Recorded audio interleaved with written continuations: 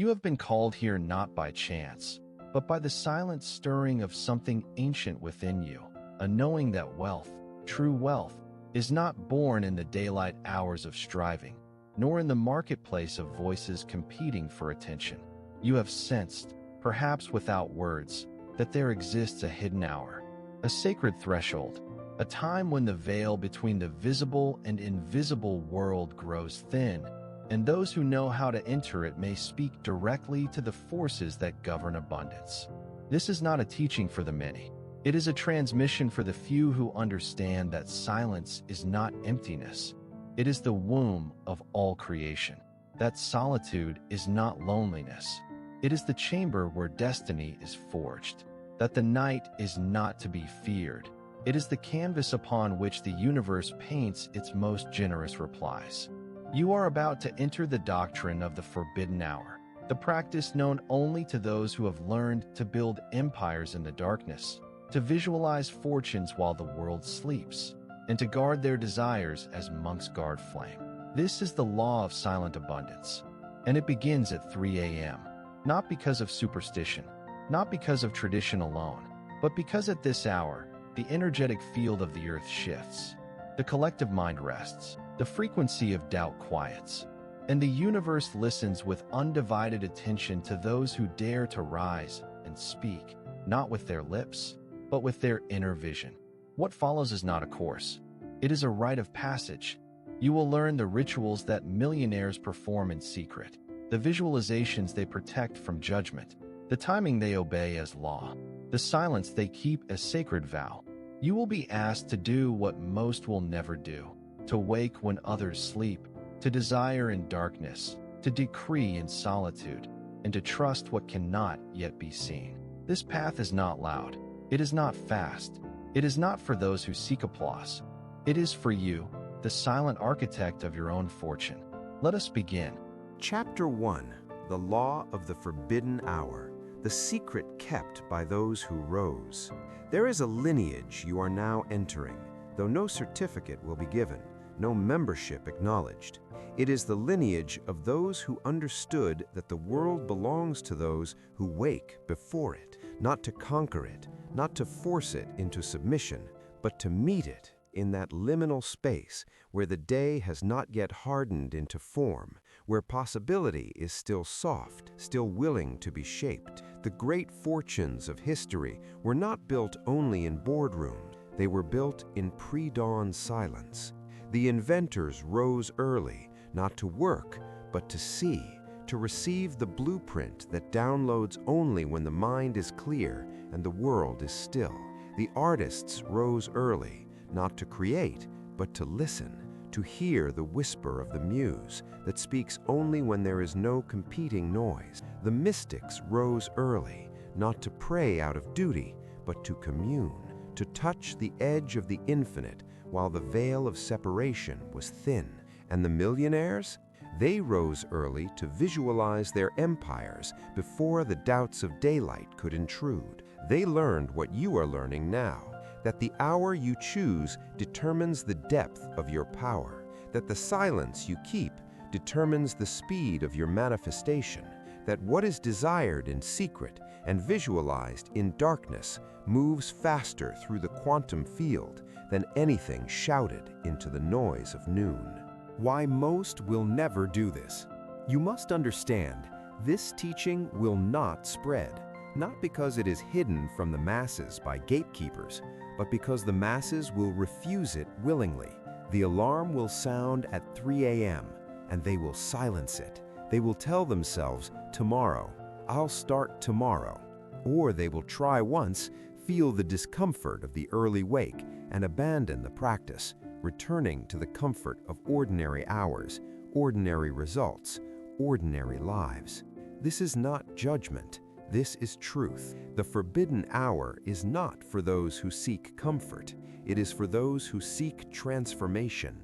It requires something the modern world has forgotten how to give, sacrifice of ease in service of vision.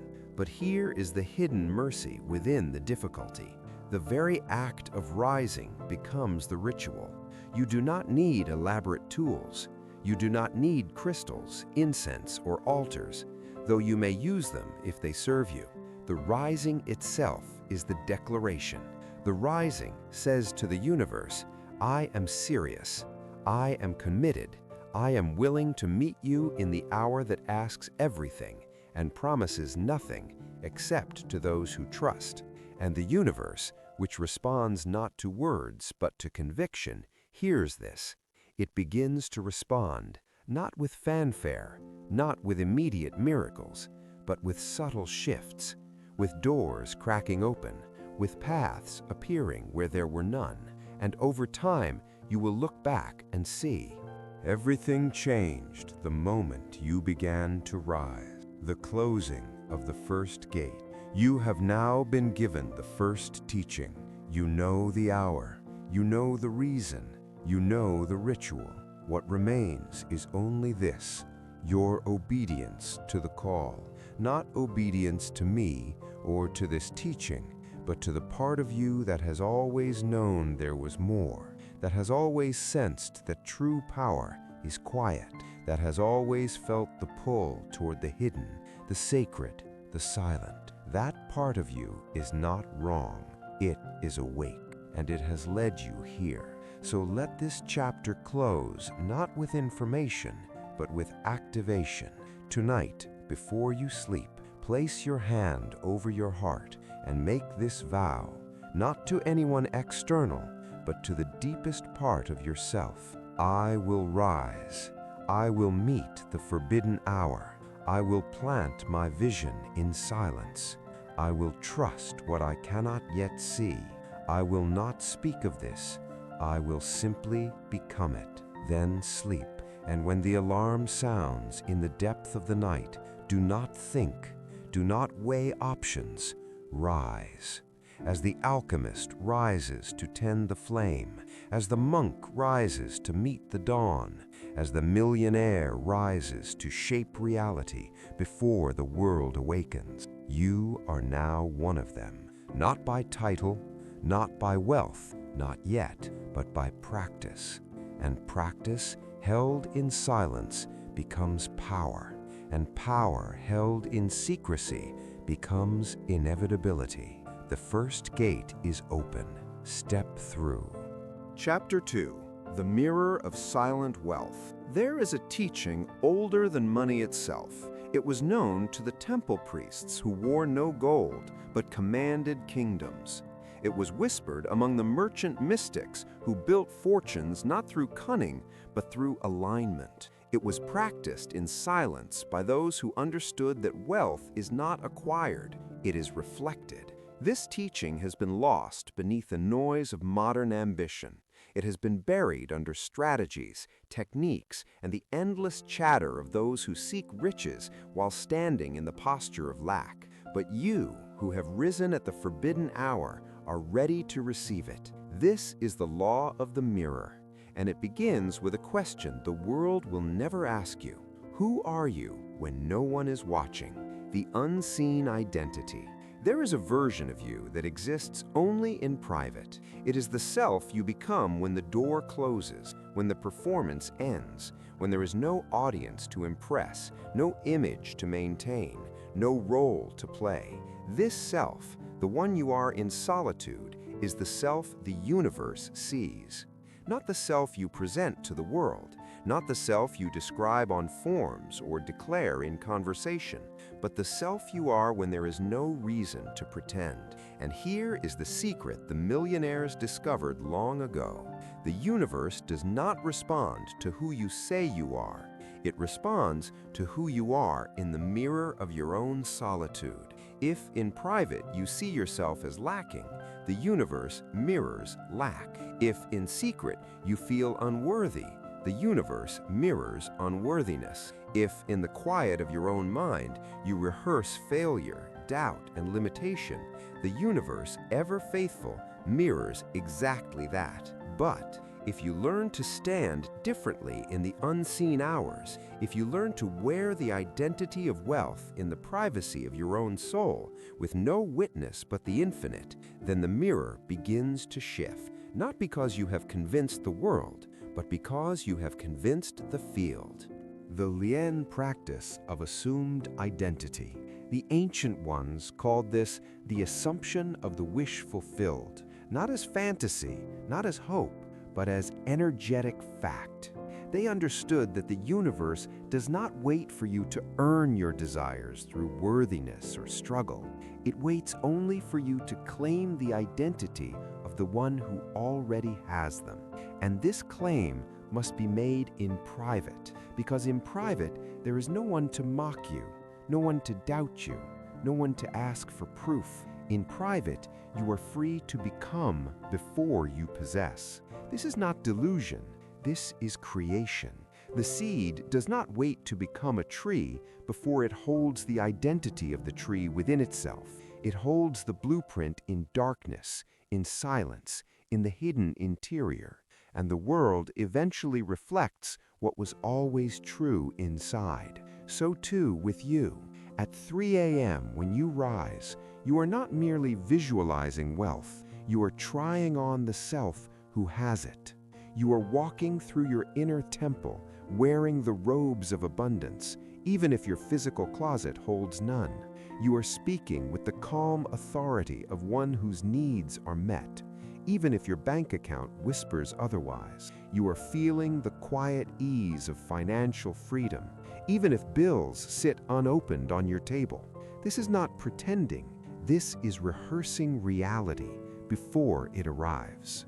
And the universe, which knows no difference between inner conviction and outer fact, begins to rearrange the physical world to match the identity you have claimed in secret.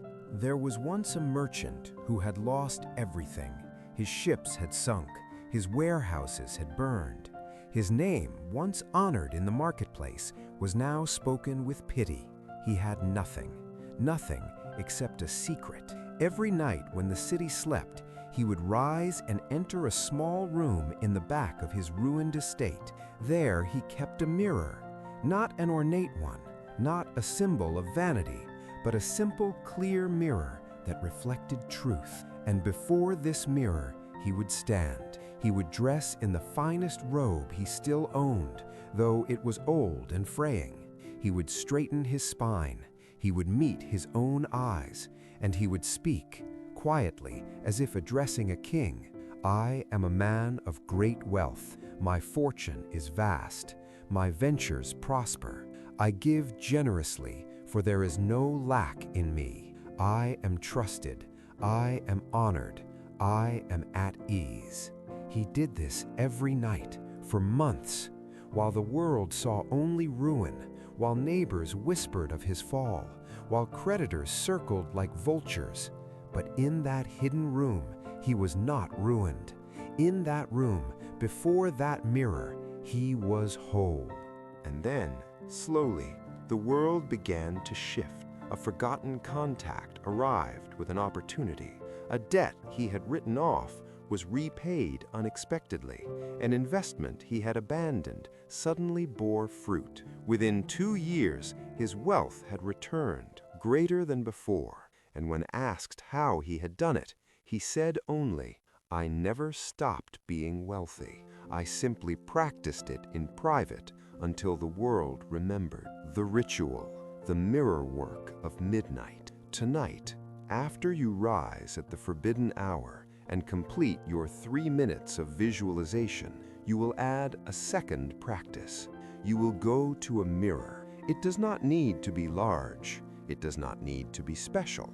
It only needs to reflect your face clearly. Stand before it. Do not look away. Do not criticize what you see. Do not focus on flaws, imperfections, or the traces of struggle. Instead, look into your own eyes as if you are meeting a stranger who carries a great secret. And then speak these words aloud, quietly, but with conviction. I am wealthy, not because I have earned it, not because I deserve it, but because wealth is my nature. I do not chase it. I do not beg for it. I simply am it. The universe knows this. The mirror reflects this. I accept this now. Hold your own gaze for 30 seconds. Do not look away. Let the discomfort rise. Let the doubt surface. Let the voice that says, "But you're not," speak its piece. Then let it pass. Because you are not arguing with the world. You are rewriting the energetic signature you carry in solitude. And that signature, held in silence, repeated in darkness, practiced in privacy, is what the universe reads. When you are finished, place your hand over your heart. Whisper, "It is done. I do not need to prove this. I only need to be this." Then return to bed. And again, speak of this to no one, not because it is shameful, but because it is sacred. What is shared too soon loses its charge. What is guarded in silence compounds in power. What the mirror will show you. In the beginning, the mirror will feel like a liar. You will look into your eyes and feel the gap between what you are claiming and what you currently see in the world. This is normal. This is the threshold every initiate crosses. The question is not whether the gap exists. The question is, will you hold the identity anyway? Will you stand in that space between the unseen truth and the visible lie and choose to believe the unseen? This is the test. And those who pass it, those who continue to rise, to speak, to claim, to be in private what they do not yet see in public, are the ones who break through. Because the mirror is not reflecting your past. It is not even reflecting your present. It is reflecting the future you are choosing to inhabit now. And when you inhabit it long enough in silence, the world has no choice but to reflect it back. This is not magic. This is law. The law of the mirror. The law of silent wealth. And you are learning to wield it. Chapter 3. The Sacred Act of Invisible Giving. There is a practice so powerful, so misunderstood, that even those who speak of manifestation rarely touch it. It is not visualization. It is not affirmation. It is not the holding of desire or the claiming of identity, though both are essential. It is something quieter, something older, something that moves in the opposite direction of all human instinct. It is the practice of giving in secret, not for recognition, not for tax deduction, not even for the warm feeling of charity, but as a ritual of energetic alignment, a deliberate act that signals to the universe, I am not one who hoards. I am not one who lacks. I am a channel, not a dam. Wealth flows through me, and I trust there is always more. This is the third law of silent abundance. And it begins with a truth the modern world has forgotten. What you give in darkness multiplies in light. The ancient tithe of the invisible. Long before money existed, there was exchange, not of coins, but of energy. The hunter who shared his kill without announcement. The healer who tended the sick without payment. The elder who taught in the shadows, expecting nothing. They understood what we have lost. That generosity practiced in secrecy creates a debt in the fabric of reality itself. Not a debt owed by any person, but a debt the universe itself feels obligated to repay. This is not transactional. This is not barter. This is the silent law of circulation. Energy that moves outward in trust creates a vacuum. And nature abhors a vacuum. What flows out in secret returns in unexpected form, amplified, multiplied, disguised as coincidence, but governed by law. The mystics knew this. The alchemists practiced it. The temple keepers enshrined it. And the millionaires who walk the path of silent abundance, they tithe in ways no one ever sees. Why public giving weakens the current. You have seen them, the generous ones who announce their charity, who post their donations, who speak of their kindness, who require applause for their aid. There is nothing wrong with public generosity.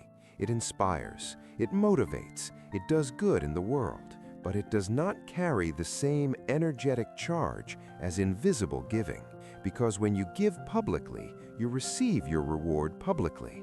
The praise, the acknowledgement, the reputation. The universe says, you have been paid, the debt is settled, and the circulation stops. But when you give in secret, when you place money in the hand of a stranger and walk away, when you pay a bill for someone anonymously, when you leave a tip so generous it shocks, but they never learn your name, you create a different exchange. You say to the universe, I do not need witnesses. I do not need credit. I give because I am already full. I give because I trust the source. I give because I know this is not loss. This is planting.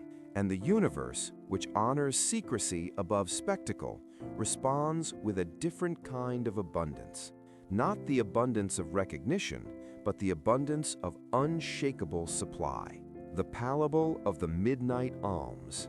There was once a woman who desired great wealth. She had studied every teaching. She had visualized, affirmed, and meditated. She had risen at 3 a.m. and spoken her desires into the silence. And yet, nothing moved. Her circumstances remained unchanged. Her bank account stayed stagnant. The breakthrough she sought remained always just beyond reach. One night, in frustration, she asked the silence, "What am I doing wrong? I have done everything. Why does nothing come?" And in the stillness that followed, a single thought arrived, not from her mind, but through it. You have learned to ask. You have not yet learned to release.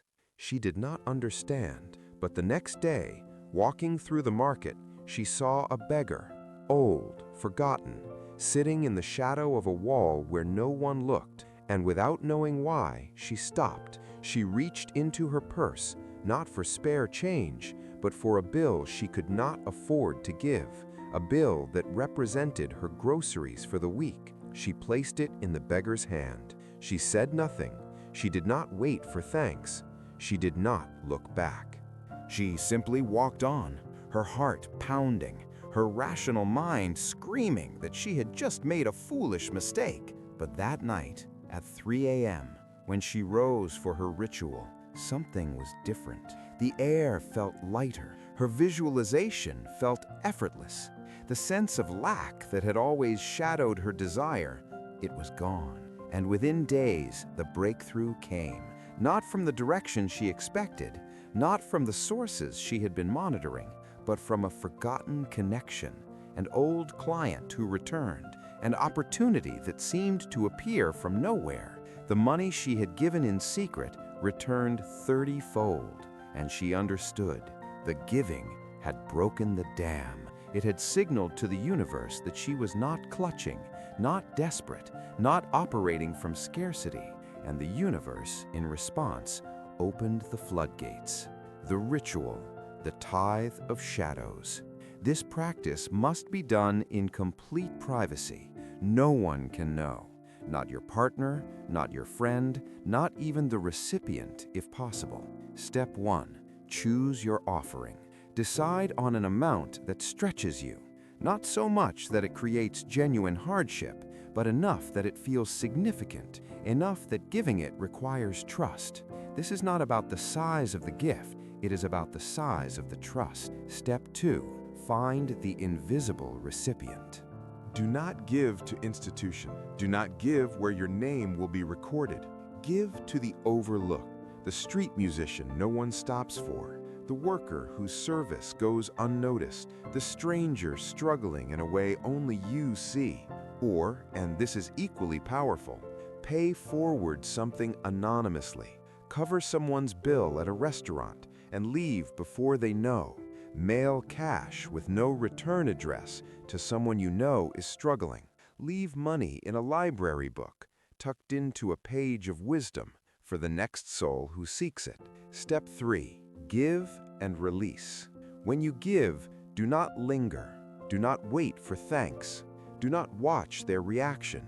Give and walk away immediately. As you walk, Whisper in your mind, "This is not loss. This is planting. I trust the return I cannot see. I release this into the current, knowing the current flows always toward me." Then forget it. Do not track it. Do not expect immediate return. Do not tell anyone. Let it dissolve into the invisible, where all true alchemy occurs. Step 4. Return to your practice. That night at 3 a.m., when you rise for your visualization, you will feel something different, a lightness, a certainty, an ease, because you have just proven to yourself and to the universe that you are not ruled by fear. You are not grasping, you are circulating, and what circulates always returns, multiplied by the law of the unseen. What will happen? Do not expect thunder. Do not expect miracles by morning, but watch over the coming days and weeks for the subtle shifts, an unexpected refund, a gift from someone who just thought of you, an opportunity that arrives unannounced, a debt forgiven, a door opened. These are not coincidences. These are echoes of your invisible giving, rippling back through the field of all possibility. The universe does not forget what is done in secret. It honors it above all else, because secrecy is the mark of true faith, and faith, real faith, the kind that gives without guarantee, is the force that bends reality. The warning: there will be a temptation. After you give, after the return begins to manifest, you will want to tell someone. You will want to explain the connection. You will want to share the practice. You will want to say, "I gave in secret and look what happened." Do not. The moment you speak of it, you convert spiritual energy into social currency. You trade the invisible for the visible, and the current weakens. This is not superstition. This is energetic law. The power of invisible giving is held only so long as it remains invisible. The millionaires who practice this never speak of it. They give quietly, consistently, without fanfare, without record, and their wealth becomes a mystery to others, but not to them. They know what is given in darkness is repaid in light. What is shared in secret is multiplied by the source. This is the third law, and you are now its keeper. Chapter 4. The Ritual of Energetic Solitude. There is a force that destroys more fortunes than any market crash. It is not greed. It is not poor planning. It is not even bad luck. It is contamination. The contamination of your vision by the doubt of others. The contamination of your certainty by the fear in their voices. The contamination of your energetic field by those who, knowingly or unknowingly, carry the frequency of lack. You have been taught to share your dreams, to seek support, to speak your goals aloud, so that others may hold you accountable. But the ancient ones knew better. They knew that most people, even those who love you, do not carry the same frequency you are cultivating in the forbidden hour. They knew that what is spoken too soon is diluted by the disbelief of those who hear it, and so they practiced something the modern world no longer understands: sacred solitude. Not loneliness, not isolation born of bitterness or fear, but the deliberate withdrawing of your vision from contamination, the guarding of your energetic space as a temple guard protects the inner sanctum. This is the fourth law of silent abundance, and it will ask something of you that may feel unnatural. You must walk your path alone, in silence, until the fruit is ripe enough to reveal. Why sharing weakens the field. When you hold a vision in its early stages, when it is still soft, still forming, still gathering energetic momentum, it exists in a delicate state. It is like a flame in the wind. If protected, it grows. If exposed too soon, it flickers and dies. Every time you speak your desire to someone who does not believe as you believe, who does not see as you see, you introduce their frequency into your field, And if their frequency is doubt, even loving doubt, gentle skepticism, well-meaning concern, it acts as static. It disrupts the signal. You may not notice it immediately. You may not feel the shift in the moment, but over time, you will find that your vision feels heavier. Your certainty begins to waver. Your practice loses its sharpness, not because the vision was wrong, but because you allowed it to be weighed down by energies that were never aligned with it. This is why the millionaires who practice silent abundance do not announce their plans. They do not post their intentions. They do not seek validation or encouragement from the crowd. They know that the crowd, no matter how well-meaning, carries the vibration of mediocrity, of limitation, of "that's not how it works," and they refuse to let that vibration touch what they are building in the unseen. The parable of the hidden garden. There was once a gardener who discovered a rare seed. It had been given to him by a traveler who said only, This seed will grow into something extraordinary, but you must never speak of it until it blooms. The gardener agreed, though he did not understand why. He planted the seed in a hidden corner of his land, far from where visitors walked. He tended it daily in silence, watching as the first green shoot emerged, then the stalk, then the bud. But as weeks passed, the temptation grew. His neighbors would visit and ask, "What are you working on? What are you planting?" He wanted to tell them. He wanted to share the excitement of what was coming, but he remembered the traveler's words. So he said only, "I am tending my garden," and he said no more. Some neighbors laughed at his secrecy. Some grew suspicious. Some assumed he had nothing worth hiding, but he did not waver. And then, one morning, the bud opened. The flower that bloomed was unlike anything the village had ever seen. Radiant, luminous, fragrant beyond description. Word spread. People came from distant towns to witness it. The gardener's reputation grew. His land became known as a place of wonder. And when they asked him how he had grown such a marvel, he said only, "I protected it from eyes that did not yet believe." For he understood, had he spoken of the seed too soon, had he let the doubters touch it with their questions and skepticism, it would never have bloomed. The silence had been its protection. The solitude had been its womb.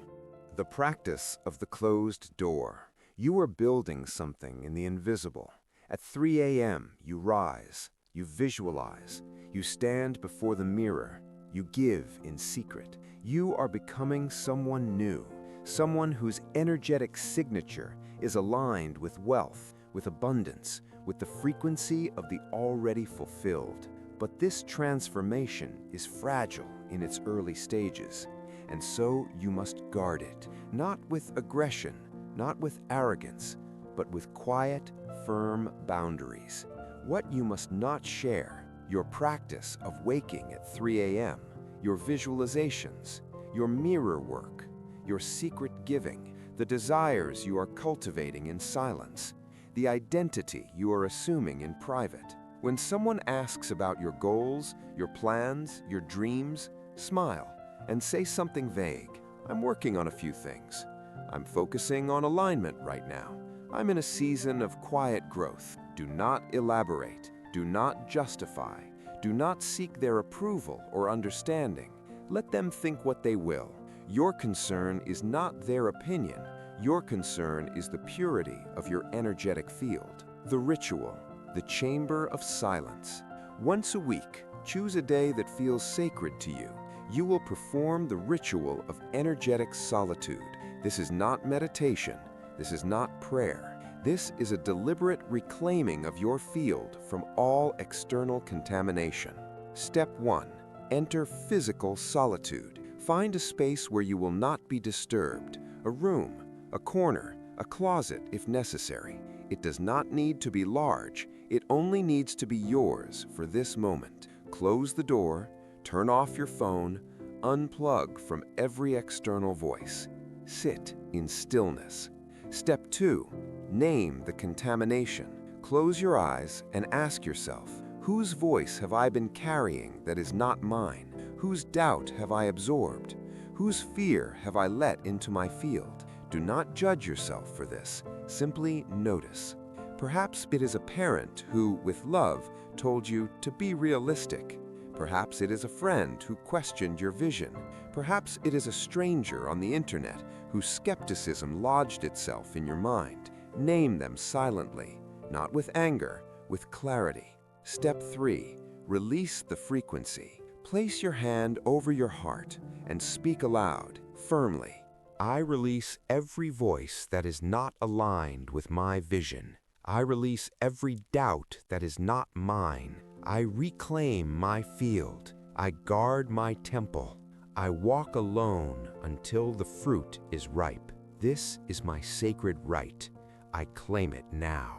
Take a deep breath, and as you exhale, imagine every foreign frequency leaving your body like smoke dissolving into air. Step 4. Seal yourself. Still sitting, visualize a sphere of golden light surrounding you. This is not metaphor. This is energetic instruction. See it clearly. Feel it as real. This sphere is permeable only to frequencies that serve your highest becoming. Doubt cannot enter. Fear cannot penetrate. Skepticism slides off like water from stone. Whisper, I am sealed. I am protected. I am sovereign in my silence. Then open your eyes. The ritual is complete. What you will notice. After you begin practicing energetic solitude, after you stop sharing your vision, stop seeking validation, stop allowing others' frequencies into your sacred work, you will notice something remarkable. Your practice becomes easier. Your visualizations sharpen. Your certainty deepens. The doubts that once plagued you begin to fade because you are no longer feeding them with the skepticism of others. You will also notice that some people grow uncomfortable around you. They will sense that you are no longer seeking their approval. They will ask questions you do not answer. They will feel the boundary, even if you never speak it aloud. Let them. This is not cruelty. This is self-preservation of the highest order. You are not rejecting them. You are protecting what is not yet strong enough to withstand their influence. And when the time comes, when your vision has manifested, when the wealth has arrived, when the abundance is undeniable, then you may share, not to prove anything, but simply because it will no longer matter. The fruit will speak for itself. The sacred loneliness. There will be moments when this path feels lonely, when you wake at 3 a.m. and the world sleeps, and you wonder if you are the only one practicing this invisible work, when you sit in silence while others chatter about their plans, and you say nothing, and the silence feels heavy, when you give in secret and no one knows, and you wonder if it even matters. In those moments, remember, every master walked this path alone first. Every millionaire who understands silent abundance guarded their vision in solitude before it became visible wealth. Every mystic who touched the infinite did so in the privacy of their own soul, with no witness but the unseen. You are not alone in your aloneness. You are part of an ancient lineage, a lineage that knows what is built in secret becomes unshakable in the world. What is protected in solitude multiplies in power. What is guarded in silence cannot be stolen, cannot be diluted, cannot be destroyed. This is the fourth law, and you are now its practitioner. Walk your path in silence. Rise in the forbidden hour. Guard your vision like a flame in the night, and trust the universe sees what no one else does, and it is already preparing your reward. Chapter 5. The Crown of Silent Becoming. Final chapter. There comes a moment when practice becomes identity, when ritual becomes nature, when what you once did deliberately begins to happen effortlessly. This is that moment. You have risen in darkness. You have spoken to the mirror. You have given in secret. You have guarded your vision in solitude. Now you are no longer learning the laws. You are living them. Silent abundance is no longer something you perform, it is something you carry. The world will not know when this shift occurs. There will be no ceremony, no witness, no announcement, but you will feel it. A quiet certainty will settle into your bones. Not excitement, not anticipation, but calm authority. The authority of one who no longer asks, "Will it come?" but instead knows it is already moving. This is the crown of silent becoming, not worn on the head, worn in the soul. In ancient teachings, kings were not crowned publicly first. They were crowned inwardly long before any throne was revealed. They were taught to walk, to speak, to decide as rulers before the world recognized them as such. Because power that waits for permission is not power. Power that waits for validation is not power. True sovereignty begins when you move as if the truth is already established. So it is with wealth. You do not become wealthy when the numbers change. The numbers change because you became wealthy. You became steady. You became trusting. You became grounded. You became a vessel rather than a seeker. The universe does not serve those who chase. It aligns with those who stand still in certainty. There is a final parable that closes the circle. A master sculptor once stood before a block of marble. His apprentice asked, "How do you know what to carve?" The sculptor replied, "I do not create the statue. I reveal what is already inside." Wealth is not created. It is revealed. The abundance you seek is already encoded within you. The rituals were not to summon it. They were to clear away the doubt that hid it. Every silent morning, every mirror vow, every unseen gift, every guarded vision, each one was a chisel. Each one removed what was never you, and now what remains is. The final ritual, the seal of completion. This is done only once. Choose a night when the air feels still, when the world seems quieter than usual, when your heart feels settled rather than urgent.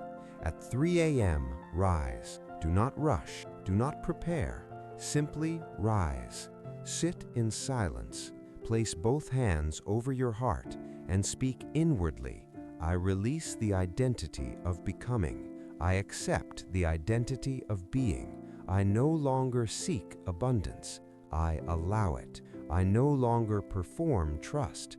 I embody it. I no longer protect my vision.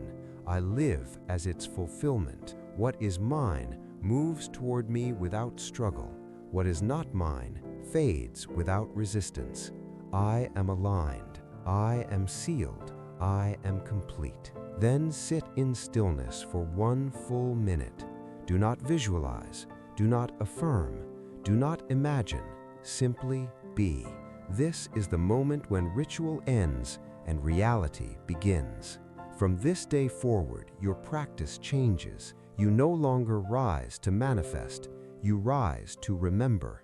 You no longer visualize to create. You visualize to align.